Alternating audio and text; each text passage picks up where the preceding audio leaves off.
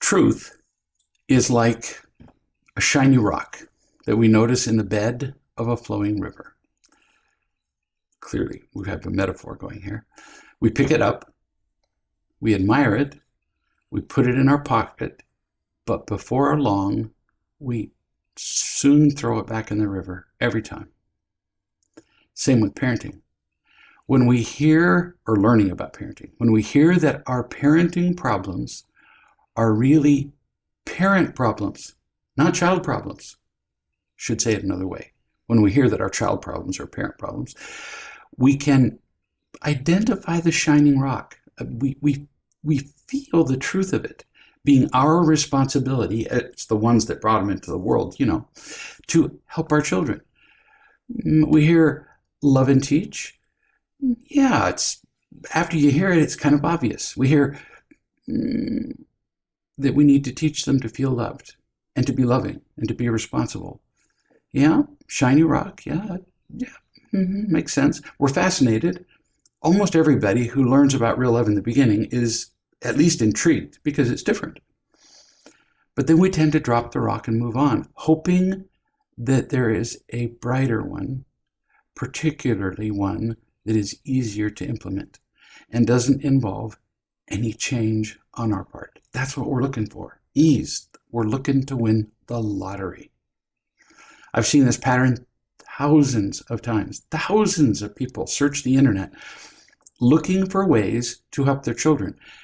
But we can tell when they bring up, when they do organic searches, when they look at ads for real love and parenting, we can tell they're interested.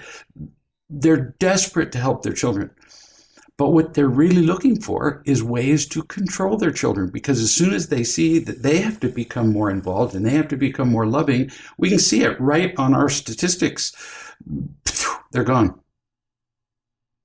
You have to learn to be more loving. They're out. They don't want to learn to love and teach their children. They want spin 3 times in the moonlight in your backyard next to a bonfire, and everything will be better. That's what we're looking for. Actually, we want an optional bonfire because that would take work. It's my hope, it's my faith, actually, that those of you who are listening will be exceptions to this pattern. Not my hope for me, my hope for you. Because there isn't an easier, shinier rock. New subject. I've spent considerable time working with a mother and listening to this mother as she describes conflicts with her daughter. I noticed fairly soon that while, yes, the daughter did make mistakes, lots of them, the mother wasn't really listening to the daughter's words. Or more especially, she wasn't hearing her daughter express her pain. And see, children will never come up to you and say, Mom, what you just did, or what you just said, or my life up to this point has resulted in considerable emotional pain for me. Children don't do that. No, instead they destroy things. They lash out in anger. They get up at 2:30 in the afternoon because they've been staying up all night, mostly to be away from you, but also to play video games. I asked the mother to give me an exact example. Very often the devil is in the details. People would just gloss things over. Well, we had a conversation and my daughter got mad. Well, that just doesn't tell me a dang thing. Give me an exact example of conversations, as in word for word, if possible. And sure enough, she gave me several examples of conversations. And in each of them, the mother kept teaching, but not listening to her daughter, not listening to anything that she would write down. Then my daughter said this, and then her mother would just keep right on teaching and ignore what her daughter said. Very painful to the kid. Now you might ask, well, so what? Some people would, because they're going, I'm the parent, I'm the teacher. The daughter's the student. Well, yeah, technically speaking, but if the mother doesn't listen, the daughter will not feel loved. And without feeling loved, the daughter can only feel alone, in pain, afraid, and then she'll protect herself. So she ain't going to listen either. So nobody's listening. While we're protecting ourselves, we can't listen or learn. So when a parent says to me, recently a mother sent me a 5-page letter, on and on and on about her child, and at the end says, I don't know why my child doesn't listen to me. I said, I know, because you don't listen. You don't listen to anything. Then I tried to talk to the mother on the phone, and she didn't listen to anything. I tried just casually to interrupt for 20 plus minutes. She just kept talking. And I finally actually said, hey, whistled into the phone and banged my microphone on my headset. She said, what? I said, you haven't heard a word I've said. Oh, well, and she gave me an excuse. I said, and that's what you do with your daughter. I don't care if you listen to me. I don't care. Turns out there are 7+ billion people on the planet who don't listen to me. Okay. But you're not listening to your daughter. It's killing her and killing you. Because your daughter doesn't feel loved and she doesn't hear the teaching. As parents, our job is not just to teach. It is to, in separable words, love and teach together, simultaneously. I gave the mother an example from my own childhood. I just almost never do that. For one thing, I don't think of it anymore, what happened long ago. My own mother didn't talk a lot. She's now almost 96 years old. She didn't listen a lot either. She had never been taught to do either by her parents, who didn't talk or listen much. And they weren't talked to or listened to when they were kids. There's no blaming here. I feel no emotion about that. It's just an explanation. So one day when I was 8 years old, I came home from a baseball game, some kind of organized league, and I don't remember, Little League or something. And she said hello, which actually was not all that common. And I told her excitedly how I had just played in a game. And I had scored 4 home runs. I was beside myself. I mean, I hadn't been put out. I'd scored 4 home runs in a row. Because this was probably my first day of organized baseball. What was her response? She said, "Did you score for home runs or just for runs?" Now, first, I was stunned that she knew anything about baseball. And then I was embarrassed to realize that I didn't know the difference. Like I said, it was probably my first game. And as I was the oldest child, and my father didn't play games of any kind, I didn't know the difference. Why does this matter? It doesn't matter to me now. Because when I came home, I was the speaker. I was looking for somebody, preferably a parent, to listen to me, which is the first step you take in the process of loving. I wanted a listener. So I began the conversation. I'm the speaker. There's not two. When there's a speaker, everybody else is a listener. I began the conversation, and since I was the speaker, my mother's job was what? To listen to me, to listen to the subject I was excited about. What was it? My knowledge of baseball? No. My triumph. I mean, I expected, crowds to cheer as I arrived on a chariot. When you're 8 years old, it does feel like that. Did she listen to my triumph and my feelings of excitement and accomplishment? Oh, she gave me a lecture about the difference between a home run and a run. I was crushed. I can remember that I was crushed. I don't feel crushed now. I hadn't thought about that experience for almost 60 years until just the other day when this mother was when I was talking to her about listening to her daughter, and poof, that experience popped into my head 60 years ago.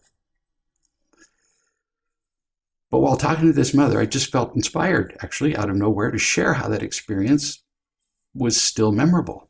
Not by a lot, but I could remember it. I can remember how crushed I was by it.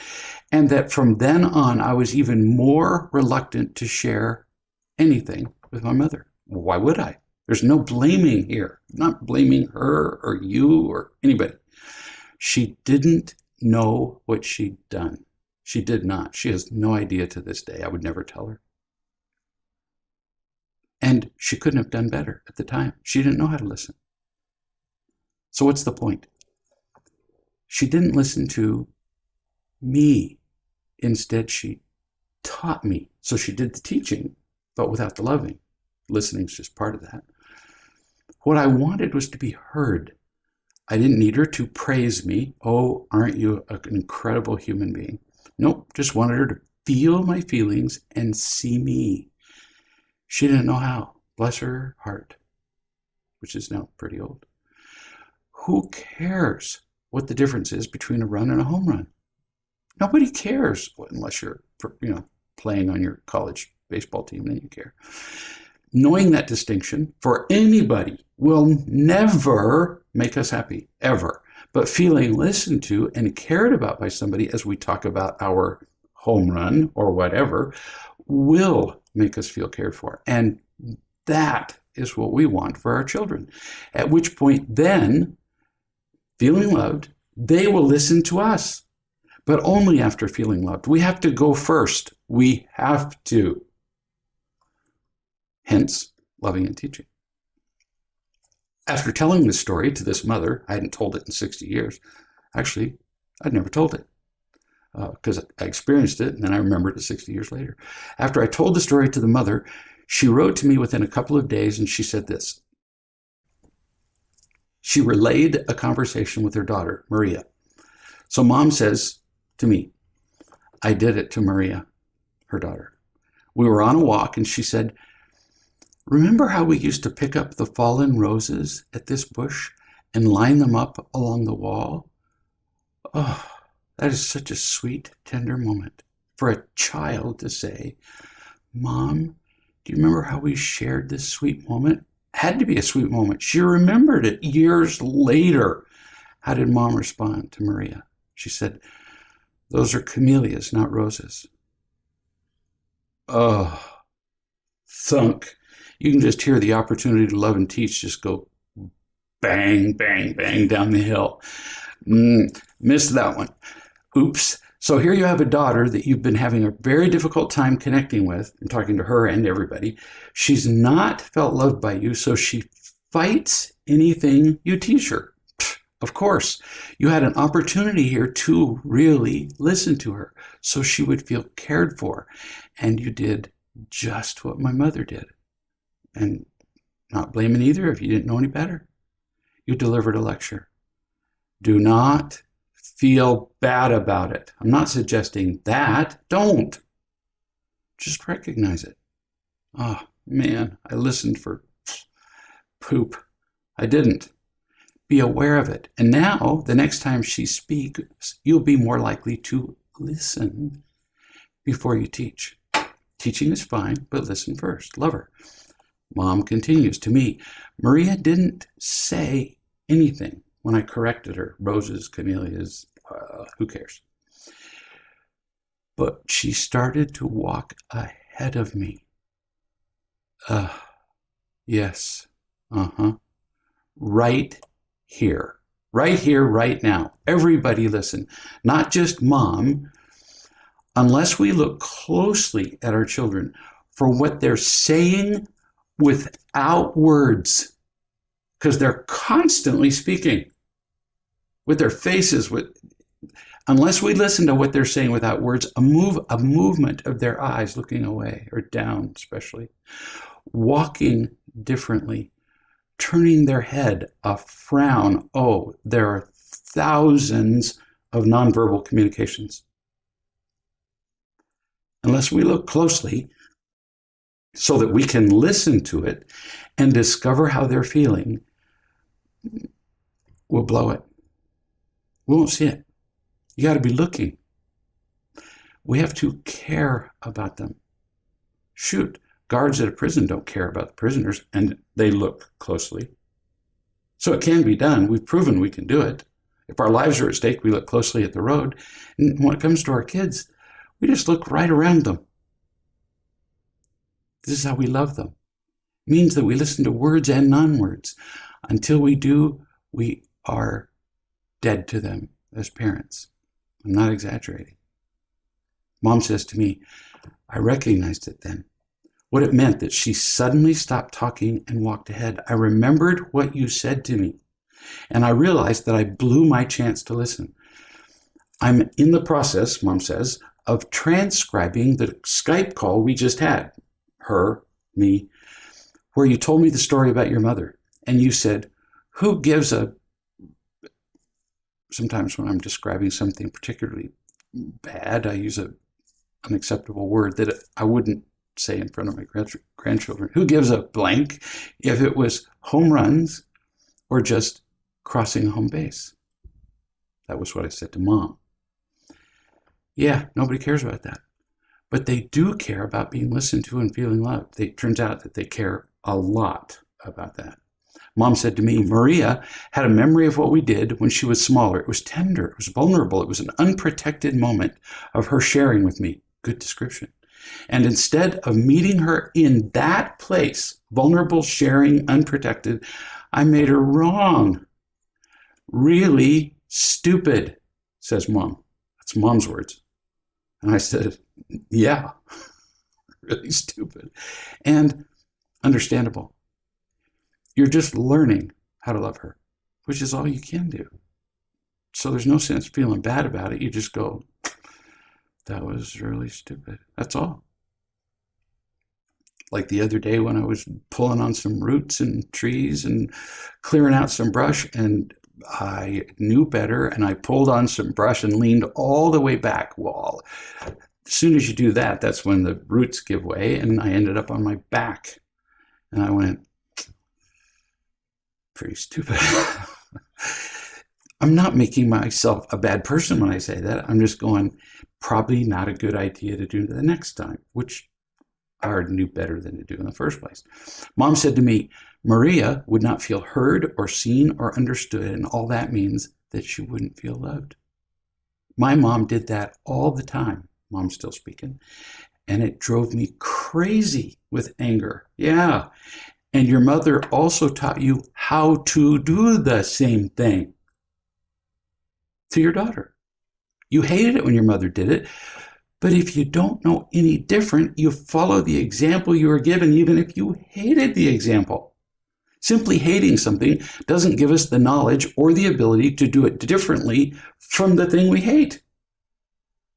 No, we have to be taught and, well, loved. Mom said, I'm doing it completely wrong, but I didn't see it till now. Even though you've explained it to me before, yeah, I have. And even then, only because you pretty much rubbed my nose in it. And then in parentheses, she said, you did it nicely. But yeah, I kind of did. And because you've listened to me, what's still Mom saying, talking to me.